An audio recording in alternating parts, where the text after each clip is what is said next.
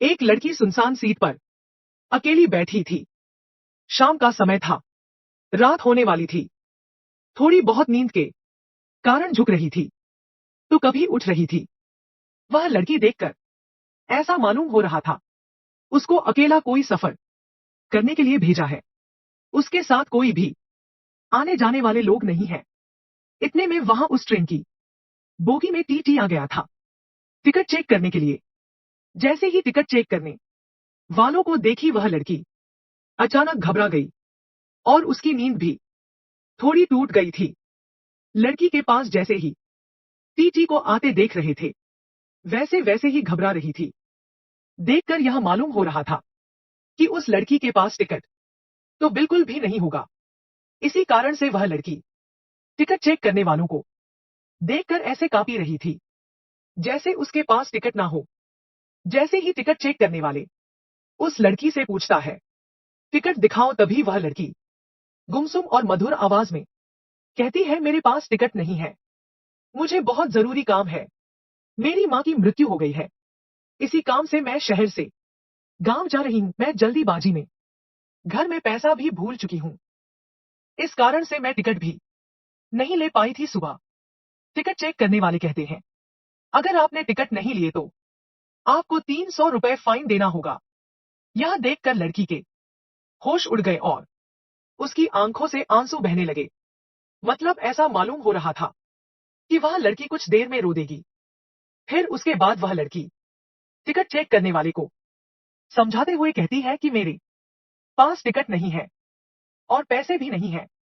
अगर मेरे पास पैसे रहते तो मैं टिकट जरूर कटा लेती। मैं किसी मजबूरी के कारण अपने गांव जा रही हूं, इसी कारण से मैंने टिकट नहीं ले पाई है। उसे वह किसी तरह से टिकट चेक करने वाले को समझाकर वह लड़की भेज देती है। टिकट चेक करने वालों को भी उस पर दया आ जाती है और वह पूरी सफर तय करने तक का टिकट भी फ्री में उसे दे देता है। वहां पास के बैठे ऊपर वाली सीट से मैं यह सब उन सभी नजारा देख रहा था। जब मैंने उस लड़की को देखा तो वह लड़की सोने ही वाली थी और अपना चादर उठाकर सोने के लिए अपने शरीर पर ओढ़ ली थी। थोड़ी देर बीत जाने के बाद उस लड़की को शायद नींद नहीं आ रही थी। फिर मैं नीचे उतरा वॉशरूम जाने के लिए तो उस लड़की से मैंने पूछ ही लिया। मैं उस लड़की से पूछा कि क्या आपके पास बिल्कुल भी पैसे नहीं है? वह लड़की घबराई और कहती है कि मैं जल्दी बाजी में घर से निकल गई हूं, जिस कारण से मैं पैसे लेना भूल गई हूं। उसके बाद मैं उसे 500 रुपए अपनी जेब से निकालकर उसे देने का प्रयास करता हूं, लेकिन फिर भी वह लेने से मना करती है। मैंने उससे कहा कि मैं तुम्हें कोई एहसान नहीं कर रहा हूं, मैं तुम्हें अपना एड्रेस बता रहा हूं, तुम्हारा जब मन करे तब इन पैसों को भेज सकते हो, लेकिन अभी तुमको पैसों की बहुत जरूरी है, इसके बिना तुम भूखे रहोगे और घर जाने के लिए टैक्सी इत्यादि का भाड़ा भी तो चाहिए। इतना सुनते ही मेरे मनाने के बाद वह लड़की पैसे ले लेती है और कहती है कि मैं घर जाकर पैसे का इंतजाम करके आपको पैसे को भेज दूंगी।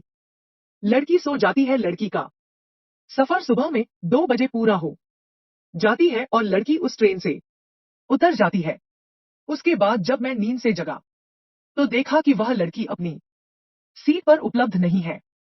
फिर मैंने उस लड़की को ज्यादा याद नहीं किया और अपने काम से काम रखा।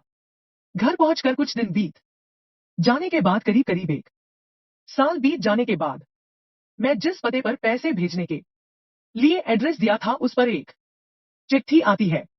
वह चिट्ठी उसी लड़की के द्वारा भेजी गई थी, जिसमें लड़की चिट्ठी में लिखती है, मेरी प्यारी हमसफर और मेरे अजनबी हमसफर, आपके ही कारण मेरा सफर सुहाना हुआ था। अब मैं आपका कर्ज उतारना चाहती हूं, लेकिन पैसे भेजकर मैं आपका कर्ज नहीं उतार सकती है। ऐसे में मेरी ख्वाहिश है कि मैं आपसे एक बार मिलकर आपका शुक्रिया अदा करूं।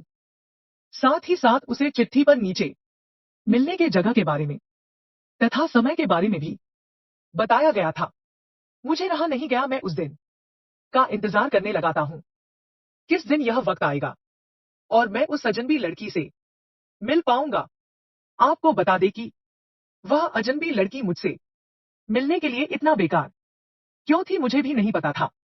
लेकिन जब से मैंने उनकी मदद की थी मैं हमेशा सोचता रहता था कि कहीं वह लड़की भूल तो नहीं गई है, मेरा शुक्रिया अदा करना भी नहीं चाहती है। उसके बाद मैं उसी दिन उसी समय पर जिस समय की व्याख्या उसने अपनी चिट्ठी में की थी, जब मैं उस स्थान पर पहुंचा तो देखा कि वह लड़की पहले से उसी स्थान पर मौजूद है। जब मैंने उनसे पूछा कि आप बहुत पहले आ चुके थे क्या, तो वह लड़की कहती है कि मैं 1 घंटा पहले ही आ चुकी थी, मुझे लगा था कि तुम जरूर मेरे लिए आओगे। आगे लड़की कहती है कि जब से मैंने इन पैसों को लिया है, जब से मैंने आपको देखा है, मेरा दिल कहीं नहीं लगता है।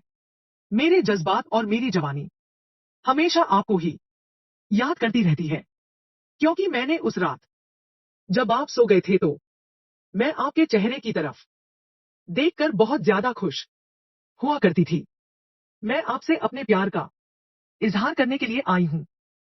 अगर आपको कोई आपत्ति नहीं है तो आप मेरा प्यार स्वीकार कर सकते हैं। मैं पूरी जिंदगी आपके साथ गुजारने के लिए तैयार हूं। साथ ही साथ मैंने अपने माता पिता से आज्ञा लेकर आई हूं और आपके बारे में बताकर भी आई हूं। फिर उसके बाद मैं भी खुश हो गया। लड़की को तुरंत ही गले लगा लेता हूं। फिर हम दोनों की शादी जल्द ही करवाने का हमारे माता पिता तथा अभिभावक वादा करते हैं। उसके बाद से फिर हम लोग दोनों फोन पर खूब रात भर बातें करते हैं और जिंदगी का लुत्फ उठाते हैं। अगर मेरे चैनल पर पहली बार आए हैं तो मेरे चैनल को सब्सक्राइब कीजिए ताकि आप लोगों तक मेरे स्टोरी वीडियो का नोटिफिकेशन पहुंच सके। मेरे वीडियो को लाइक शेयर कमेंट कीजिए ताकि आप लोगों के लिए अच्छा से अच्छा वीडियो बना सकूं। जय हिंद, जय भारत।